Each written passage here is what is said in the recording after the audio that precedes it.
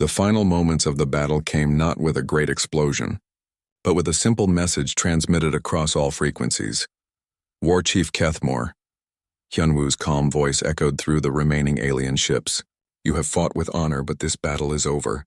I offer you the chance to surrender with dignity and tact. Kethmore stared at his tactical display. Only 15 of his original 50 ships were still operational, and even those were badly damaged. The human vessel continued to move through the asteroid field like a dancer, completely undamaged and apparently stronger than when the battle began. War Chief, Krexvi said quietly, our remaining ships report multiple system failures. We cannot continue fighting effectively. Around them, the asteroid field had been transformed into a weapon, unlike anything the galaxy had ever seen. Rocks drifted in perfect formations, creating corridors and barriers that could be shifted at will. The entire battlefield had become an extension of the human ship, responding to its crew's commands like a living thing. But what truly shocked Kethmore was something his sensors had just detected. Throughout the battle, while his ships were being systematically disabled, the human vessel had been conducting rescue operations. Small shuttles had been launched from the Defiant Hope to collect alien crew members from damaged ships, providing them with medical care and returning them to functional vessels. They're saving our people, whispered one of his officers. Even while fighting us, they're rescuing our wounded. This act of compassion during combat was beyond Kethmore's understanding. In all his years of warfare, enemies were enemies until one side was completely defeated. The idea of showing mercy to opponents while still engaged in battle was foreign to reptilian military thinking. Dr. Hai Wan Seo had insisted on the rescue operations despite the tactical risks. We're not here to commit genocide, she had argued during the planning sessions. We're here to prove that humanity deserves respect. Dead aliens can't report back on what they've learned about human capabilities. The final alien ship to surrender was Kethmore's own flagship. As the Bloodraiser's weapons powered down and its engines went silent, the war chief activated his communication system one last time. Human Commander Kim. His voice was heavy with defeat and something that might have been respect. I yield. The reptilian dominion accepts defeat. Thank you, War Chief. Your crews fought bravely. 3 hours later, representatives from both sides met aboard a neutral station that had been hastily constructed from linked shuttles and temporary modules. The meeting room was small and cramped, but it served its purpose. Kethmore sat across from Hyunwoo and So Young, his massive form making the human-sized chairs look like toys. His scales had lost some of their luster, and there were new lines around his ancient eyes. I must ask, Kethmore said slowly, how did you do it? My fleet was experienced, well-armed, and outnumbered you 50-1, yet you defeated us without destroying a single ship completely. So Young leaned forward. War Chief, may I ask you a question first? In all your years of military service, how many battles have you fought? Over 300 engagements across 40 years of service. And in how many of those battles were you outnumbered? Kethmore thought for a moment. None. The reptilian dominion always ensures superior numbers before engaging an enemy.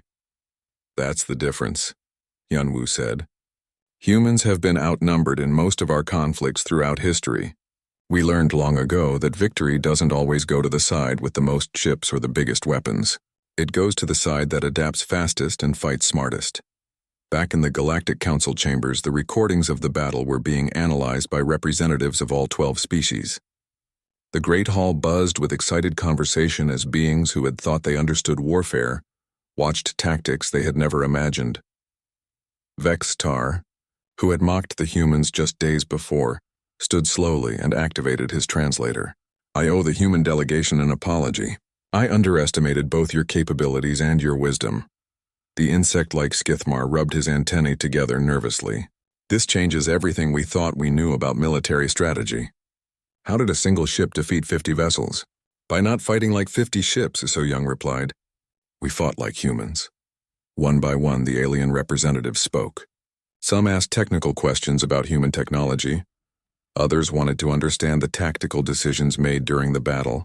All of them showed a respect that had been absent from their first meeting. The formal vote was unanimous. Humanity would be granted full membership in the Galactic Council, with all the rights and responsibilities that entailed. But there was more. The Council also extends an offer, announced the ethereal being known as Whisper of Stars. We would like human advisors to help redesign our mutual defense strategies. Your tactical innovations could benefit all member species. After the ceremony, as the various alien delegations prepared to return to their homeworlds, Cathmore approached the human group one final time.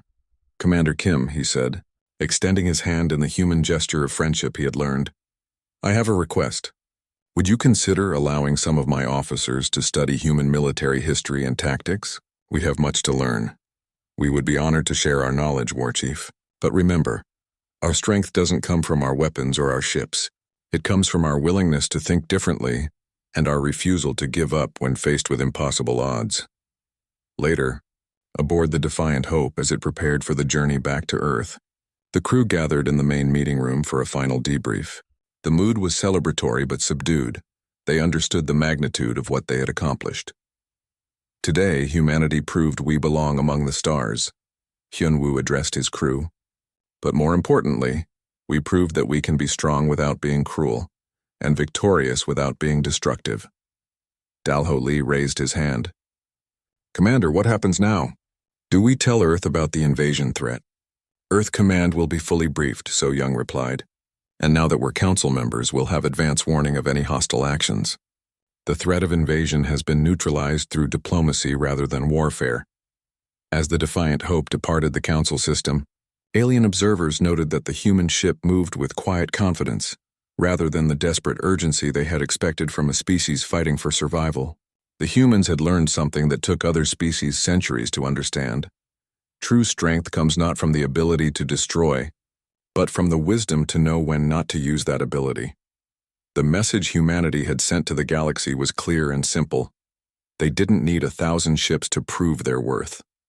They needed only one ship crewed by beings who refused to accept defeat, who could turn any environment into an advantage, and who understood that the greatest victories are won through intelligence, adaptability, and the courage to show mercy even to enemies. The galaxy would never be the same. Humanity had taken its place among the stars not as conquerors, but as the species that had redefined what it meant to be truly powerful. In the years that followed, when alien strategists studied the battle of the asteroid field, they would always remember the lesson. Sometimes, one ship really is all it takes. The remaining 38 alien ships tried to form a new battle formation, but something was wrong with their communications. Static filled their channels, and orders from Kethmore's flagship were becoming garbled and unclear. "War Chief, we're experiencing massive interference," reported the communications officer aboard the Bloodraiser. "It's getting worse by the minute." Krexevi studied his sensor readings with growing alarm. "Sir, I believe the humans are jamming our communications. But that's not the worst part." "What do you mean?" "I think they're listening to us. Every time we change our communication frequency, the jamming adjusts to match it within seconds." Kethmore's tail lashed in fury. "How is that possible? Our encryption codes are changed daily." He was right to be worried. Aboard the Defiant Hope, Yu Jin Han sat surrounded by screens displaying alien communication intercepts. The ship's ARIA computer system had been analyzing alien transmissions since the moment they arrived, and now it understood their language, their encryption, and their tactical communications better than some of the aliens themselves. "ARIA has broken their communication protocols completely," Yujin reported to Hyunwoo. "We're reading every message they send in real time." "What are they planning?" "Kethmore is ordering all ships to concentrate fire on our position in 30 seconds. He wants them to ignore the asteroids and just overwhelm our shields with raw firepower." Hyunwoo smiled grimly. "Taehyun, are you ready for the spiral maneuver?" Pilot Taehyun Kang's hands moved over his controls like a musician playing a complex piece. "Ready, Commander." ARIA has calculated the gravitational fields of every major asteroid in the region. We can use them like a three-dimensional highway system. What happened next would be studied in military academies across the galaxy for centuries to come. As the alien ships moved into position for their concentrated assault, the Defiant Hope began to move in ways that seemed to violate the basic laws of physics. The human ship didn't just dodge between asteroids, it used the gravitational pull of the larger rocks to slingshot itself in unexpected directions. One moment it was flying straight up, the next it was diving down and behind the alien formation. using momentum and gravity to change direction without slowing down. By the ancestors, whispered an alien gunner as he tried to track the human vessel. How are they moving like that? The answer was that humans thought about space differently than most aliens. While other species tended to fight in relatively flat formations, like ancient naval battles on the surface of an ocean, humans understood that space was truly three-dimensional. Up and down had no meaning in the void, and the defiant hope moved through all dimensions with equal ease. Dr. Minseo Yoon, the ship's xenobiologist, had studied this difference extensively. Most alien species evolved on planets with strong gravity fields, she had explained to the crew during their training. They instinctively think in terms of up and down, even in space. But humans evolved as persistence hunters on plains and forests. We're used to thinking in three dimensions and adapting to changing terrain. The alien fleet's carefully planned concentrated assault fell apart as their target refused to stay in one place long enough to be hit. Worse, their own ships were starting to collide with asteroids as they tried to track the wildly maneuvering human vessel. This is madness, Keithmore roared. How can one ship evade 50? The answer came from an unexpected source. On one of the smaller alien vessels, a young officer named Zixtal had been studying human combat history during the battle. War Chief, he transmitted, I believe they are using what humans call guerrilla warfare. They refuse to engage us in conventional battle. Explain. In their planetary wars, human armies often defeated much larger forces by refusing to fight fair. They would strike quickly, disappear, and strike again from an unexpected direction. This ship is using the same tactics in space. Keithmore was beginning to understand that he had seriously underestimated his enemy, but his pride wouldn't let him retreat. All ships knew formation. Create a sphere around the asteroid field. They can't dodge forever. But as his ships moved into the new formation, the humans revealed another surprise. Throughout the battle, the microsatellites seated among the asteroids had been doing more than providing sensor data. They had been analyzing the gravitational fields, magnetic signatures, and energy patterns of every object in the region. Gravitational web is ready, reported Dalho Lee from the engineering section. We can now control the movement of every major asteroid in the field. Using tiny gravitational field generators no larger than coins, the humans began to move asteroids like pieces on a chessboard. As alien ships approached, rocks would suddenly shift course and block their line of fire. When the aliens tried to retreat, asteroids would move into their path, forcing them to change direction. Impossible. Krexvi stared at his sensors in disbelief. War Chief, they're manipulating gravity itself. The asteroids are moving in coordinated patterns. The battle had become a three-dimensional maze with the human ship as its master. Every time the aliens thought they had the defiant hope cornered, new paths would open through the asteroid field, while their escape routes were blocked by moving rocks. But the most devastating surprise was yet to come. As the alien ships struggled to adapt to the constantly changing battlefield, Arya had been analyzing their individual ship signatures. Each vessel had unique engine harmonics, power fluctuations, and structural weaknesses. Initiating psychological warfare protocol, Arya announced calmly. Suddenly, each alien ship began receiving personalized attacks designed specifically for their vessel type. Ships with weak rear armor found asteroids attacking from behind. Vessels with overloaded power systems experienced electromagnetic pulses that caused temporary shutdowns. Ships with nervous crews heard strange sounds, transmitted on their communication frequencies. Sounds that resembled the hunting calls of predators. From their homeworlds, they know everything about us, whispered one alien. Pilot as his ship's lights flickered from another electromagnetic attack. How can they know our individual weaknesses? The answer was that humans were exceptional at pattern recognition and adaptation, while other species relied on standard tactics and overwhelming force. Humans excelled at finding unique solutions to each problem they faced. As the fourth hour of battle began, only 22 alien ships remained operational. The others had been disabled by kinetic impacts, gravitational anomalies, targeted electromagnetic attacks, or collisions with suddenly moving asteroids. Not one had been destroyed by conventional weapons fire.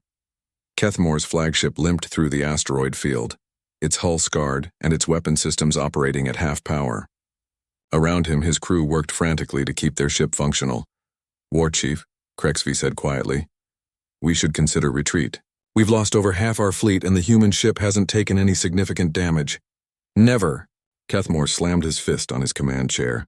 I am War Chief of the Reptilian Dominion. I do not retreat from a single enemy vessel. But even as he spoke, he knew the battle was lost. The humans had turned the asteroid field into their weapon, and every minute that passed brought new disasters to his fleet. Ships that had served the Dominion for decades were being systematically disabled by an enemy they couldn't even properly target. The most humiliating part was that the humans could have destroyed his ships completely, but they were choosing to disable rather than kill. It was mercy disguised as superior tactics, and it made Kethmore feel like a child being taught a lesson by a patient adult. The final phase of the battle was about to begin, and the war chief was beginning to understand that humanity's single ship was indeed all it took. The asteroid field of ghosts stretched out like a graveyard of dead worlds. Massive rocks drifted slowly through space, some as large as buildings, others no bigger than cars. The field got its name from the strange way light bent around the asteroids, creating shadow patterns that looked like spirits dancing in the void. The Defiant Hope arrived first, gliding silently between the floating rocks. On the bridge, Hyunwoo watched as his crew made final preparations. The ship's systems hummed with quiet efficiency, ready for what was to come. Contact on long-range sensors, reported Communications Officer Yu Jin Han. 50 vessels approaching from Vector 77 Mark II. Through the main viewing screen, they could see lights in the distance growing brighter.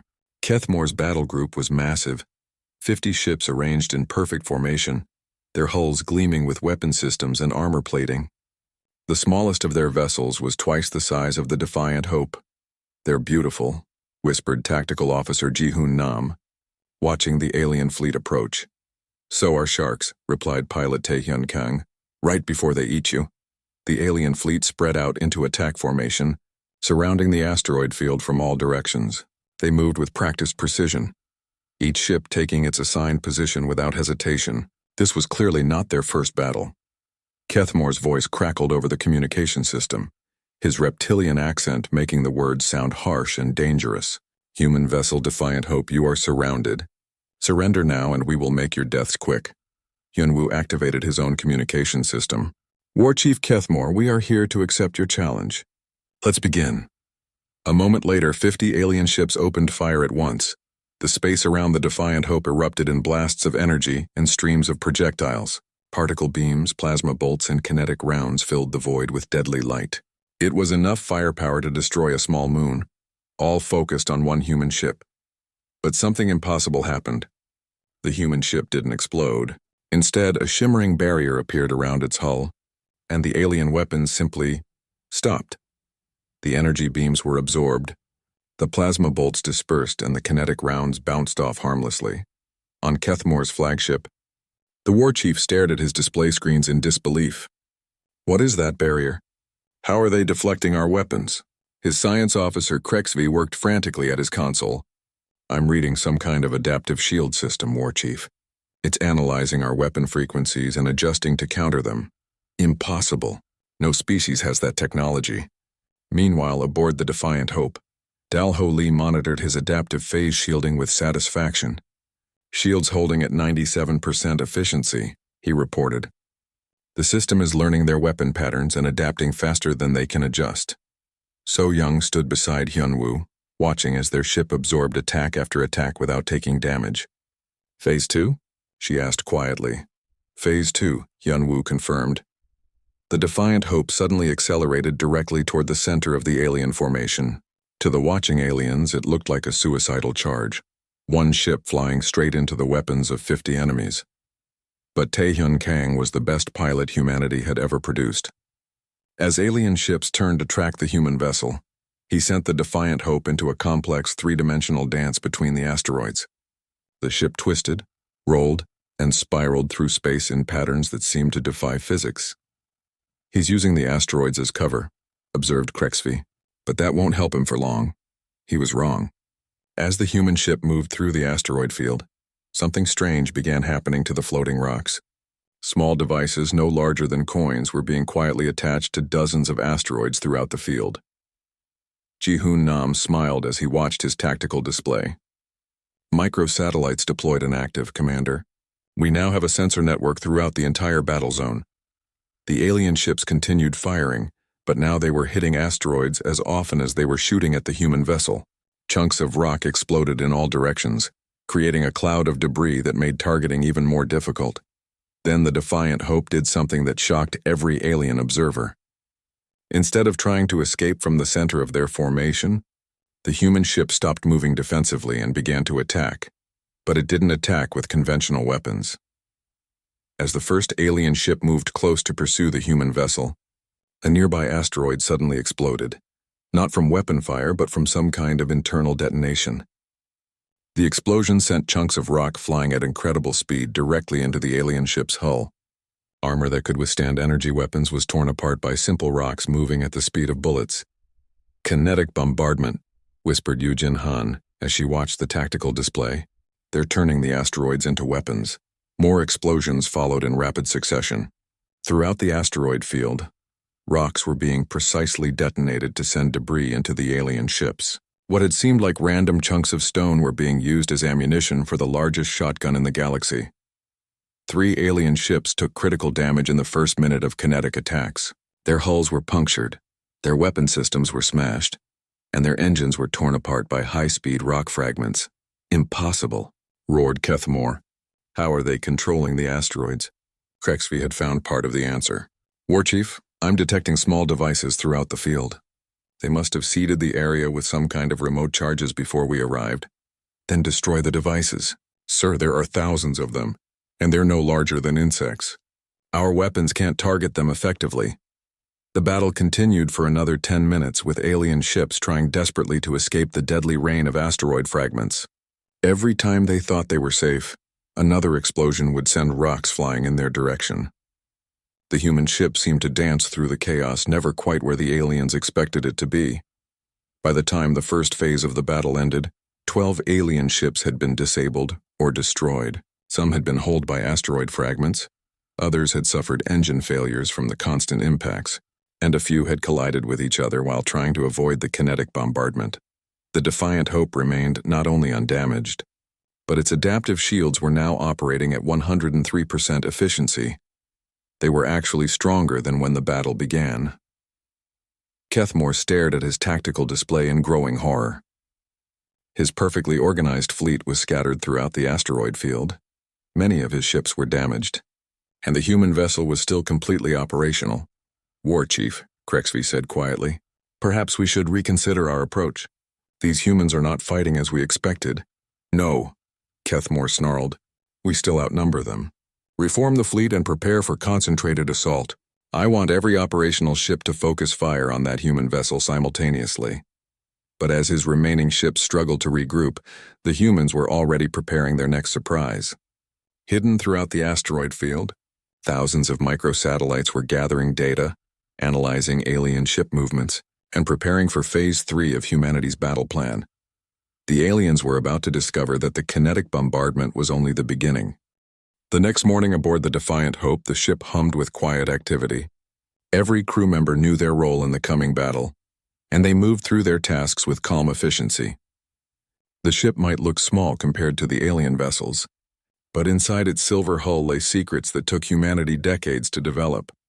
In the main engineering section, Dalho Lee stood before a massive holographic display showing the ship's internal systems.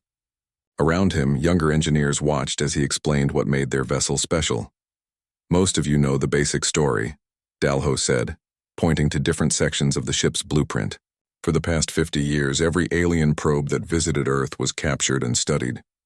We reverse-engineered their technology and combined it with our own innovations." One of the junior engineers, a young woman named Hai Jin, raised her hand. "Sir, why don't the aliens know we have their technology?" Dalho smiled. "Because we were very careful.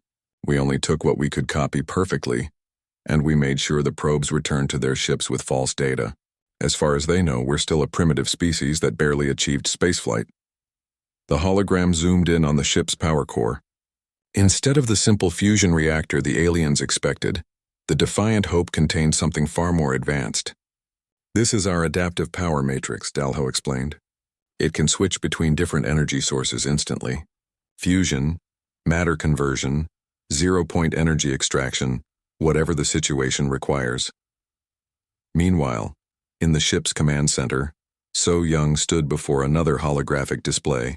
This one showed intelligence reports gathered over the years about the various alien species they would soon face in battle. The reptilian dominion favors direct assault tactics, she explained to the tactical team. Their ships are heavily armored and carry powerful weapons, but they're not very maneuverable. They'll try to overwhelm us with firepower. Tactical Officer Ji-Hoon Nam studied the data carefully. What about their command structure? Very hierarchical, So Young replied. Kethmore will control all 50 ships directly. If we can disrupt their communications, they'll have trouble coordinating attacks. In another part of the ship, Dr. Yoon-ji Choi's greatest creation was running final diagnostics on itself. Arya, the advanced reasoning and intelligence array, existed as both the ship's computer and something much more complex. The AI had been designed to think like a human but process information faster than any biological brain. "Hello, Commander Kim," Arya's voice said as Hyunwoo entered the computer core. The voice sounded like a young woman, calm and intelligent. "How are you feeling about tomorrow, Arya? I do not experience feelings as humans do, but I am eager to test my capabilities. The alien ships use predictable combat algorithms. I have analyzed 17,000 historical battles from their databases. They do not adapt well to unexpected tactics," Hyunwoo nodded.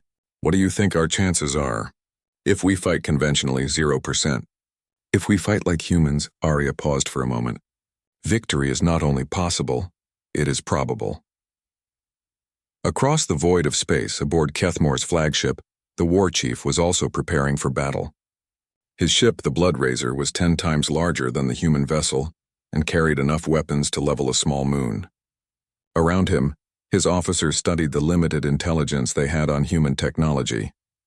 "Their ship appears to use standard fusion power," reported his science officer, a younger reptilian named Krexvi. "Their weapons are particle beams and kinetic projectiles. Nothing we cannot handle." But Krexvi had spent time studying human history, and something bothered him. "War Chief, I have concerns about underestimating these creatures." Kethmore's tail lashed in annoyance. "Speak your concerns, but be quick about it. Humans are different from other species we have encountered. Their military history shows they excel at asymmetric warfare. They do not fight as we fight. 1 ship against 50, Krexvi. No amount of clever tactics can overcome such odds." Back on the Defiant Hope, the crew gathered in the main briefing room for a final meeting before the battle. The room was packed with officers and specialists from every department. Hyunwoo stood at the front with So Young beside him. "Tomorrow we face the greatest challenge in human history," Hyunwoo began. "The aliens expect us to fight like they do. Ship against ship, weapon against weapon. They expect us to lose quickly and surrender when our single vessel is destroyed." He paused and looked around the room at faces he had come to know well over the past 2 years. They don't understand what this ship represents. The Defiant Hope isn't just humanity's first deep space vessel. It's our declaration that we refuse to be victims of circumstance. So Young stepped forward. "What the commander isn't telling you is the full truth about our situation. Our intelligence sources indicate that several alien species are planning to invade Earth, regardless of this challenge's outcome. They see us as a potential threat that must be eliminated." A murmur ran through the assembled crew. This was new information for most of them. "This battle isn't about joining the Galactic Council," So Young continued. "It's about survival. If we lose tomorrow, Earth will face invasion fleets within 5 years. If we win, we establish humanity as a force that cannot be easily conquered." Dalho stood up from his seat. "Captain, does Earth Command know about the invasion threat?" "They do. And they've given us full authorization to use any methods necessary to ensure human survival." So Young's expression was grim. "That includes revealing capabilities we've kept secret until now." After the meeting, small groups of crew members gathered throughout the ship to discuss what they had learned. In the pilot ready room, Taehyun Kang checked his flight suit one more time. Tomorrow he would be flying the ship's most dangerous maneuvers. "Nervous?" asked his co-pilot, a woman named Soo-jin. "Excited," Taehyun replied. "We've trained for this scenario hundreds of times in simulation. Tomorrow we find out if our training was enough." In the medical bay, Dr. Hee-won-seo prepared emergency supplies and medical equipment. She hoped they wouldn't be needed, but experience had taught her to prepare for the worst. "Doctor?" one of her assistants asked. "Do you really think we can win?" Haiwan looked up from her preparations. I think we can do something those aliens have never seen before. Whether that's enough to win? She shrugged. We'll find out tomorrow. Late that night, Hyunwoo walked through the quiet corridors of his ship. Most of the crew was sleeping, but he could feel the tension that filled every room. Tomorrow would determine not just their fate, but the fate of every human being alive. He stopped at an observation window and looked out at the stars. Somewhere among them was Earth, the small blue world that had given birth to his species. Tomorrow he would fight to ensure that Earth remained free. The Defiant Hope continued its journey toward the asteroid field of ghosts, carrying with it the hopes of humanity and secrets that would soon shock the galaxy. The great hall of the Galactic Council buzzed with whispers and clicking sounds. 12 different alien species sat in their floating chairs, looking down at the small group of humans standing in the center. The humans looked tiny compared to the massive chamber that could hold 1,000 beings. Commander Hyunwoo Kim stood straight in his blue uniform. His dark hair was cut short, and his eyes were calm despite being surrounded by creatures that could destroy his home planet with a simple order. Next to him stood Captain So-Young Park, a woman with kind eyes but a strong jaw. She carried a small device that would translate their words into the many alien languages. Above them, the massive form of Vextar leaned forward. His purple skin shimmered under the bright lights, and his forearms gestured as he spoke. "Humans," he said with a voice like grinding metal. "You come before us asking to join our great alliance. You wish to trade with our worlds and share our knowledge. But what do you offer us?" Hyunwoo stepped forward. "We offer friendship, trade, and our skills in return for membership in the Galactic Council."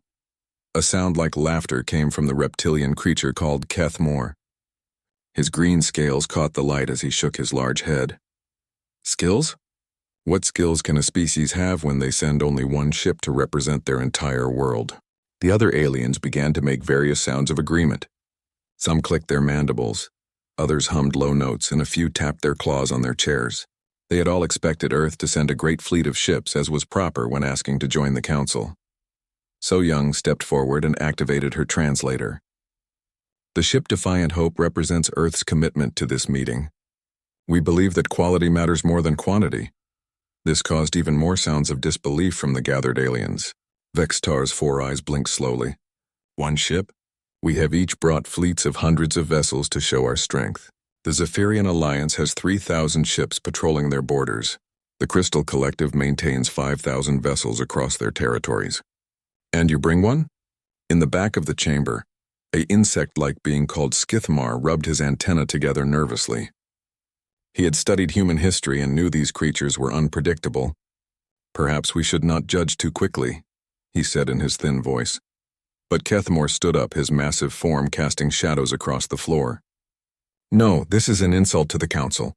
These humans think they can mock us by bringing a single primitive craft to our sacred chambers." Hyunwoo remained calm. "Our ship may be alone, but it carries the hopes of our entire world. We ask only for a chance to prove that humanity deserves a place among the stars." The alien delegates began talking among themselves in their various languages. The chamber filled with a mixture of sounds: roars, clicks, whistles, and electronic beeps. After several minutes, Vextar raised one of his arms for silence. "Very well, humans. You speak of proving yourselves. We shall give you that chance." His voice carried a hint of cruel amusement. "Kethmore, as War Chief of the Reptilian Dominion, will test your capabilities in combat." Kethmore's long tail swished behind him as he grinned, showing rows of sharp teeth. "I challenge your single ship to face 50 of my best vessels in combat. If you win, humanity may join the Council with full rights and privileges. If you lose," he paused dramatically, "your world will remain quarantined, forbidden from leaving your solar system for the next 1,000 years." The other aliens leaned forward with interest. This would be entertaining. Some had never seen humans fight, and others were curious about what this small species could do against proper warships. So-Young looked at Hyunwoo, and they shared a brief glance. Years of working together had taught them to communicate without words. Finally, she turned back to the Council. "We accept your challenge, War Chief Kethmore. When and where shall this test take place?" 3 days from now at the neutral zone near the asteroid field of ghosts. "My battle group will be waiting." Kethmore's eyes gleamed with anticipation. "I suggest you use these 3 days to pray to whatever gods your species worships." As the council session ended, the aliens dispersed to their ships, chattering excitedly about the coming battle. Many were already placing bets on how quickly the human ship would be destroyed. The consensus was that it would last less than 10 minutes against Kethmore's experienced warriors. Hyunwoo and So-young walked slowly back to their shuttle, followed by the small group of human diplomats and officers who had accompanied them to the council meeting. Once they were safely inside their craft and heading back to the Defiant Hope, So-young finally spoke. 50 ships, Hyunwoo. They're not playing games. Neither are we, he replied quietly. Have you made contact with Earth Command? Yes, Admiral Chang confirmed our orders.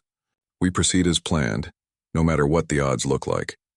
Their shuttle docked with the Defiant Hope, and Hyunwoo was struck once again by how small their ship looked compared to the massive alien vessels surrounding them. The human ship was sleek and silver, about the size of 2 football fields, while some of the alien craft were as large as cities. As they walked through the corridors of their ship, crew members looked up from their workstations with questioning eyes. Word of the challenge had already spread through the ship's communication system. Attention all crew, Hyunwoo's voice echoed through the ship's speakers. In 3 days we will face 50 enemy vessels in combat. I want everyone to prepare accordingly. This is not just about council membership. This is about proving that humanity belongs among the stars. In the engineering section, Chief Engineer Dalho Lee was already running diagnostics on all ship systems. His weathered hands moved quickly over the control panels as streams of data flowed across his screens. Captain on deck, someone called as So-young entered the engineering bay. At ease, she said. Dalho, how are we looking?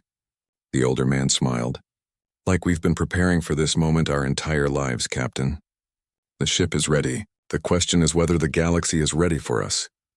Above them, in the bridge, Hyunwoo stared out at the alien fleet surrounding them. Somewhere out there, Kethmore was preparing his battle group and planning the destruction of the lone human vessel. The war chief had no idea what was coming his way. The countdown to humanity's greatest test had begun.